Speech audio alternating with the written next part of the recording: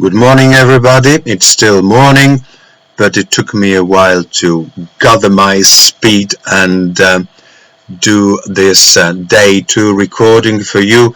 I will concentrate just on a couple of issues today, which may either inspire you or interest you in your pursuit of coronavirus-related stories. We can't run away from them. Now, after a good couple of weeks of total domination in Britain and in the Western media, global media, with the coronavirus stories, there are moves by major media organizations to take stock of what they call the overfeeding or surfeit of coronavirus stories. It's dominating and overwhelming our lives, and maybe unbearable at some point. So there are moves now to kind of systematize or structure, perhaps streamline the coverage of the coronavirus story, with organizations like The Guardian and many others basically summarising or synthesizing information rather than feeding large flows of individual streaks and strands of stories on coronavirus.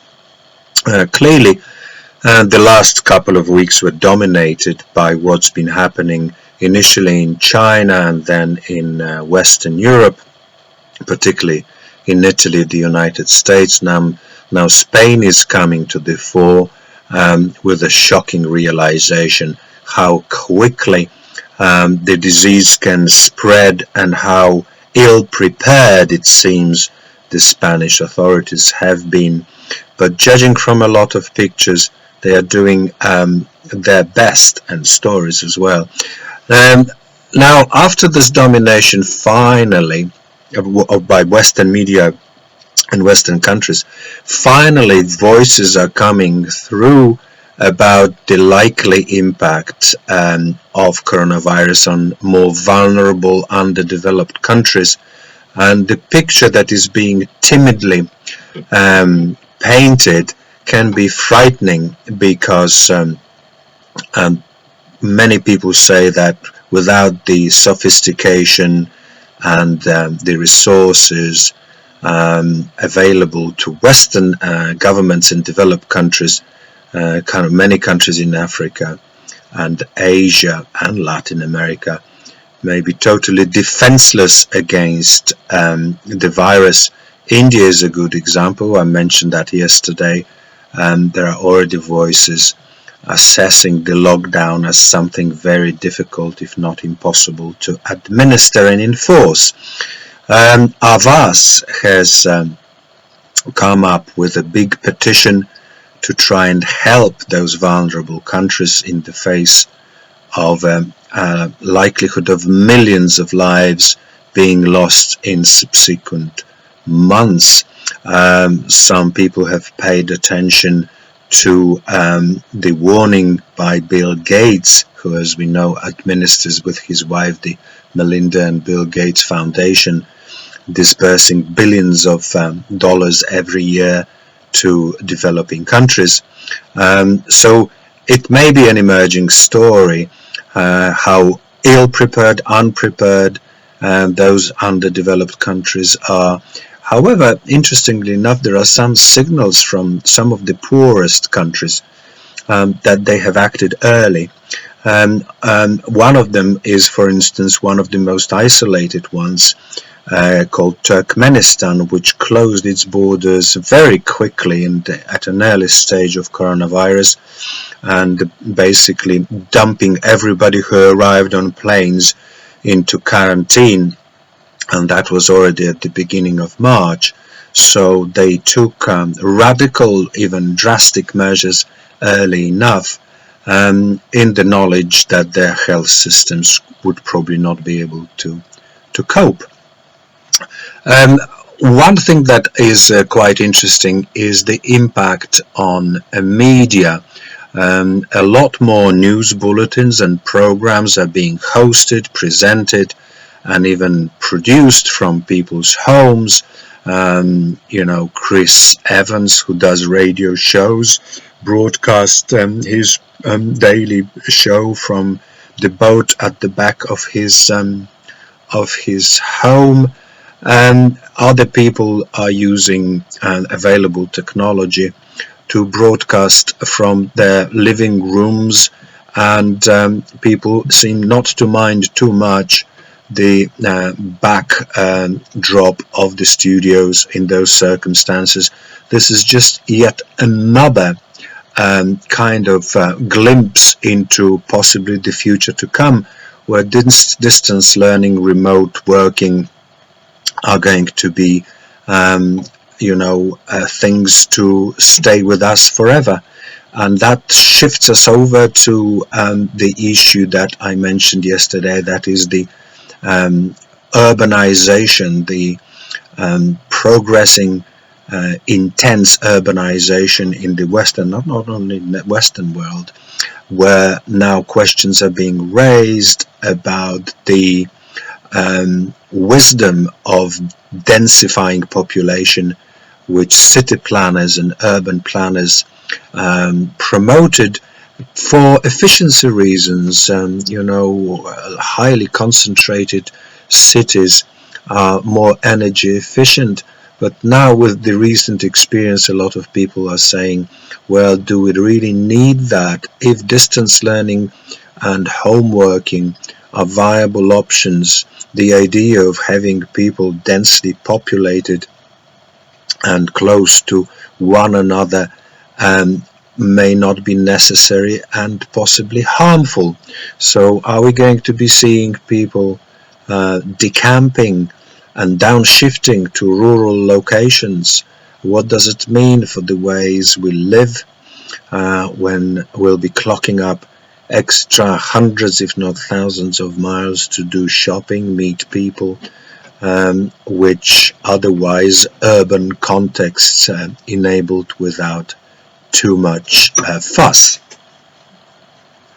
The question that we need to ask as journalists is what media is doing in this context. There are articles about the resurgence of linear or traditional radio, where more and more listeners are going back to feeling connected through listening to radio shows rather than downloading podcasts. So this kind of ruthless march into online streaming, downloading, reality subscription services may take a reverse trend and go into the reverse gear. We don't know. They are all very exciting issues to discuss and look at. Big cities like Madrid and London are suffering in a big way from what has been described at the BBC and in the media as the tsunami of cases in the case of London. So this is just another issue concerning how vulnerable people may be when they live close to one another, not only to pollution, social dysfunctions, but also to infections. I will stop at this point. Just one final thought about the philosophy and the geopolitics or systemic considerations concerning the future of states. It seems that the pandemic has shown the need for a strong state, for strong institutions, for centralization. What does it mean for neoliberalism, free market economies, when massive state interventions turn out to be necessary, with Trump wheeling out a $2 trillion support project to prop the American economy? Obviously, it looks like liberal free market economies without strong state interventions, regulations, maybe even policing measures, would not be able to cope with a situation and a phenomenon like that, like coronavirus. This brings us as a final shot to the clear division of human behavior and conduct in the context where we've got hundreds of thousands of people sacrificing, offering their services, often on a voluntary basis, to support the NHS, to support distribution of food, to help the vulnerable people, as opposed to cynical, exploitative lenders, banks and corporations trying to make a quick buck out of the situation. That is a big test of human nature. Some people say similar to that we have seen during wars, where the human behavior was an ultimate test of good and evil. I will stop at this point because I could go forever. I hope this will somehow support you in keeping motivated, because Wednesday's session was at times very difficult, and I could feel a little bit of downturn feelings and spirits during our sessions. We mustn't allow this to happen. We have to keep ourselves busy and motivated, have daily targets, and design activities that help us. I'm encouraging you all the time to connect in pairs, threes or small groups. Perhaps you can recreate your radio newsday teams and work together. The worst thing to do when you do journalism is isolation, and relying only on inputs from online is not enough. You do need to maintain human contact. So please keep in touch with one another. Don't worry if you bother me. Please text me or contact me via email, perhaps using our Skype line. I'm perfectly happy to do that. Joanna has promised to do another WhatsApp group, including me, which would be a kind of our MAIJ WhatsApp group, so that we can keep in touch on a daily basis. And let's not sign off for the Easter period. It's very important that we continue working during the Easter period, because this is part of our compensation for the fact that we had lower intensity teaching in the last 2 weeks before Easter. So I'll see you tomorrow, or I'll talk to you tomorrow at 1300, and hopefully Steve Bolton will join us. He hasn't yet confirmed. He confirmed on Monday or on Tuesday, but I haven't heard from him since. So let's hope that it will all go according to plan tomorrow, and we'll discuss further moves and schedules and sessions at the end of tomorrow's session. So don't sign off early, as a couple of people did yesterday. They didn't come back after 4 o'clock. Let's try and stay until the end of the session tomorrow, before we say bye officially for the Easter period. But in reality, we want to keep in touch all the way through the period. Thanks very much for listening, watching, and speak to you, and see you tomorrow.